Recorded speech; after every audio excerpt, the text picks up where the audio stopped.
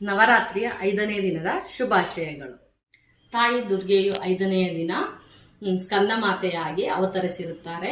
ಅವರಿಗೆ ಸ್ಕಂದ ಮಾತೆ ಅಂತೇಳಿ ಯಾಕೆ ಹೆಸರು ಬಂತು ಅಂತ ಹೇಳಿದ್ರೆ, ಯಾವಾಗ್ಲೂ ತನ್ನ ಒಡಲಲ್ಲಿ ಕಾರ್ತಿಕೇಯನನ್ನ ಕೂರಿಸ್ಕೊಂಡಿರ್ತಾರೆ. ಹಾಗಾಗಿ ಆಕೆಗೆ ಸ್ಕಂದ ಮಾತೆ ಅಂತೇಳಿ ಕರೀತಾರೆ. ಆಕೆಯ ಪ್ರಿಯವಾದ ಬಣ್ಣ ಅಂತ ಹೇಳಿದ್ರೆ ತಿಳಿ ಹಸಿರು ಅಥವಾ ಚಿಗುರು ಹಸಿರು ಅಂತ ಹೇಳ್ತೀವಿ, ಅಥವಾ ಪ್ಯಾರಟ್ ಗ್ರೀನ್ ಅಂತ ಹೇಳ್ತೀವಿ. ಆ ಕಲರ್ ಆಕೆಗೆ ಇಷ್ಟವಾದ ಬಣ್ಣವಾಗಿರುತ್ತೆ.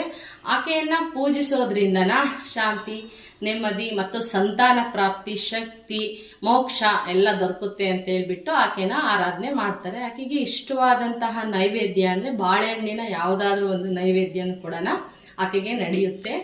ಆಕೆಯ ವಾಹನ ಬಂದು ಸಿಂಹವಾಗಿರುತ್ತೆ.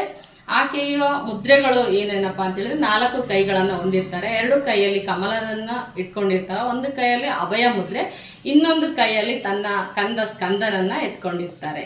ಅವರು ಯಾವಾಗ್ಲೂ ಕೂಡ ಕಮಲದ ಹೂವಿನ ಮೇಲೇನೆ ಕೂತಿರೋದ್ರಿಂದ ಪದ್ಮಾಸನ ಸ್ಥಿತಿ ಅಂತ ಹೇಳೋದು ಕೂಡ ಆಕೆನ ಕರಿಬಹುದು. ಧನ್ಯವಾದಗಳು.